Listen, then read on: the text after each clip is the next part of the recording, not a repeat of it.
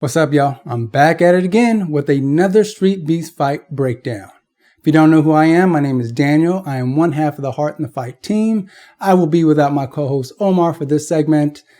For this Streetbeefs fight breakdown, it will be 619 versus $1 Million Hands. So let's take a closer look at 619 and his weapons of choice. Weapon number one. 619 is imposing. So he walks his opponents down, puts tons of pressure. He cuts off the ring. He corners the opponent. He doesn't stop. He's relentless. And he's not running you down.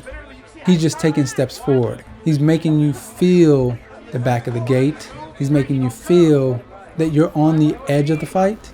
So it forces you to cover up. It forces you to throw punches when you're not necessarily ready to. It forces you to engage.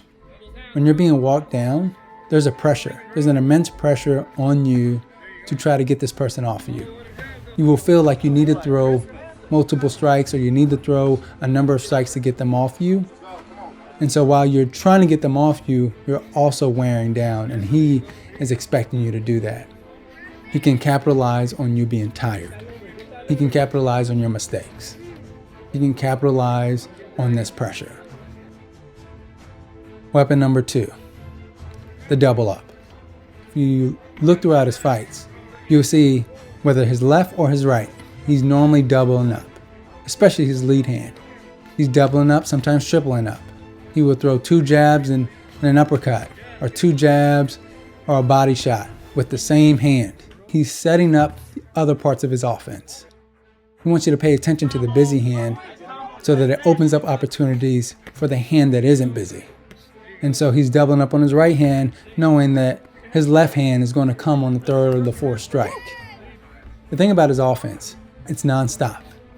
Whether that's 3 punches from one hand and then 2 punches from the other hand, he's constantly rotating the pressure from one hand to the next, forcing you to play defense. And then when you do play defense, like if you slap down his hand, he responds with a left hook right on top. The thing about having a busy offense like that is that it also acts as a defense. He's able to keep his hands out, so when you throw your punches, his hands are taking a lot of the steam from your punches. His hands are deflecting the punches so that they don't land on target. Weapon number three. He has this clinch/body shot combo that I think is worthy to know. He applies so much pressure, his opponents feel like they gotta grab him. And when they do grab them, they normally grab one hand. And so with the hand that is free, he manages to release 1, 2, or even 3 body shots. It's like he uses the hand to pin you up, to clinch you, and then throw uppercuts to the body or side shots to the ribs, but he's relentless with the body shots.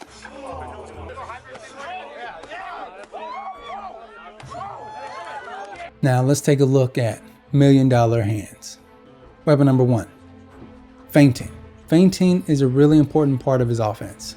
He wants you to react. He wants you to respond. He's trying to get a read on you.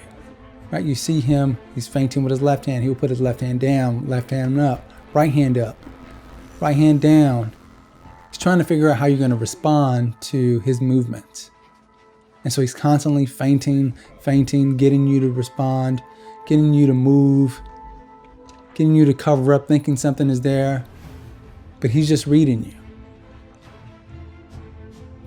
Weapon number two, his jab. He loves helping out his jab. He keeps it really busy. It's not in the same way that 619 does. This is more of a straightforward left jab. It's to figure out distance, but also to get you to focus on his jab. The thing about $1 Million Hands, he's always looking to set you up. The jab is like a pawn in a chess game. It's the early moves to see how you're going to respond. Weapon number three, I'm calling this making reads. He's like a quarterback.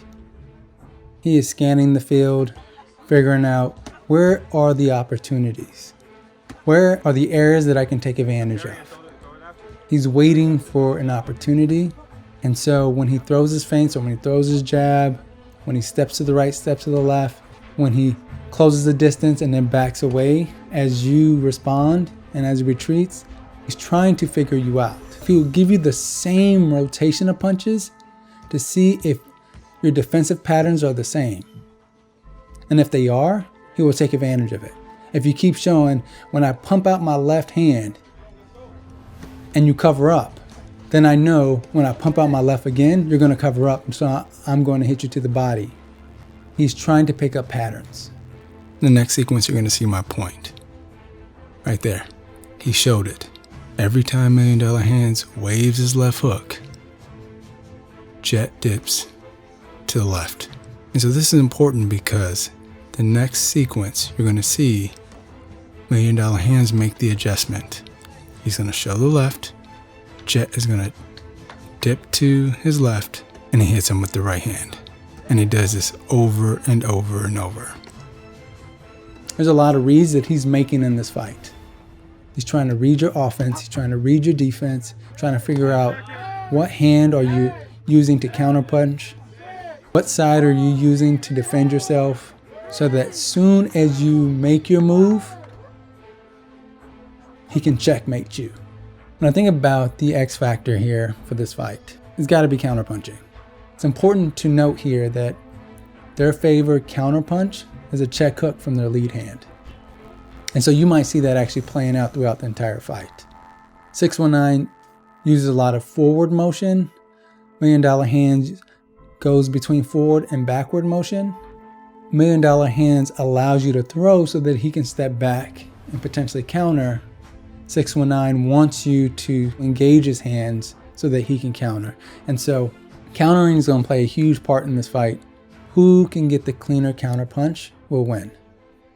Hopefully you were able to learn something from this breakdown. If you like what you heard, like what you saw, please subscribe to the channel. We also have Heart in the Fight merchandise. I'll leave a link at the bottom. Go to our Teespring store.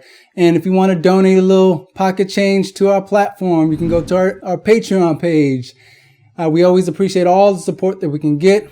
Until we see you next time, make sure you dig deep and double down on your own commitments to your life. Bye.